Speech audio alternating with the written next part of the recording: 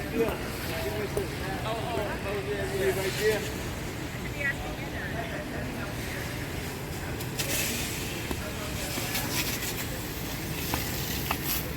want me to take a picture of you guys? Yeah. How did you grow it white? Why are you smiling? That's my Shut up, beautiful Yeah. smile. How did you grow it white? Yeah. Seated here in our grandstand seats, I kind of want to just give you some more history of the Boston Red Sox. We started playing baseball in Boston back in 1901. Our first name was not the Red Sox. From 1901 till 1906, we were known as the Boston Americans because we helped create the American League of Baseball. But then in the 1906-1907 offseason, we bought a uniform that had a red sock with the white letters Boston on that red sock.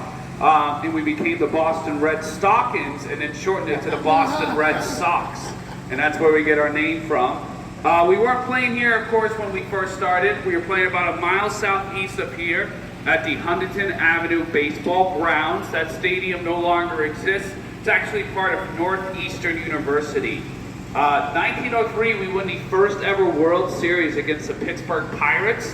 Back then, it was a best of 9 game series back then. And the person who helped us win the first ever World Series was a guy by the name of Cy Young. Yes. Best pitcher in Major League Baseball. Now,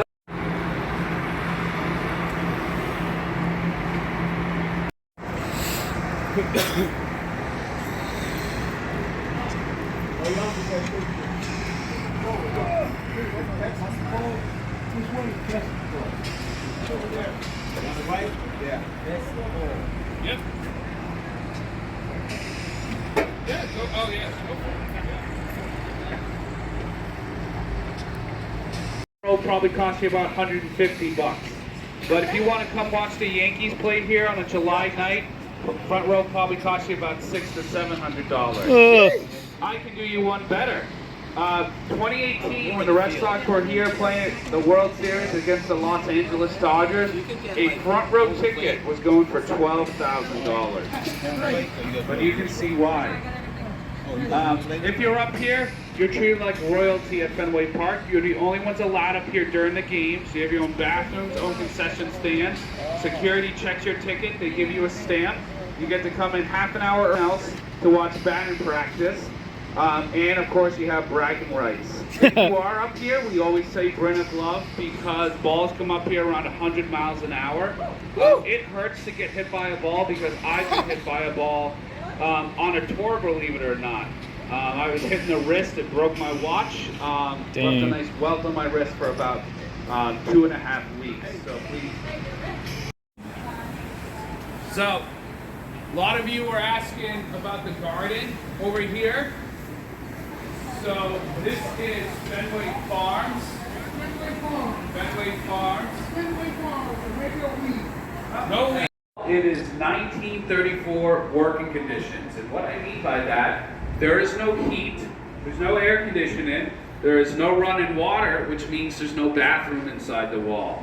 So we don't really know what Manny Ramirez was doing when you would go inside the wall during commercial breaks. What happens in the wall stays inside the wall. We did give the guys who work in there some, luxuries to make their job somewhat comfortable. We gave them a mini fridge, a microwave, 3 fans, and we gave them Wi-Fi access so that they could check the out-of-town scores. One gentleman solely in charge of Fenway Park. So because Fenway Park was built before cars, we don't really have a lot of spaces for the players to park their cars. We do have some areas inside the ball. This is where the players park. They're allowed to park on the street.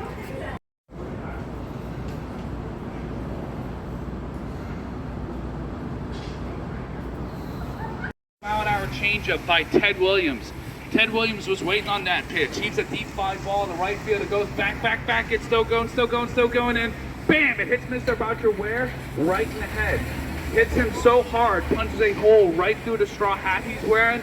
The head goes back a few rows behind him, and to this day, no one knows where that baseball is.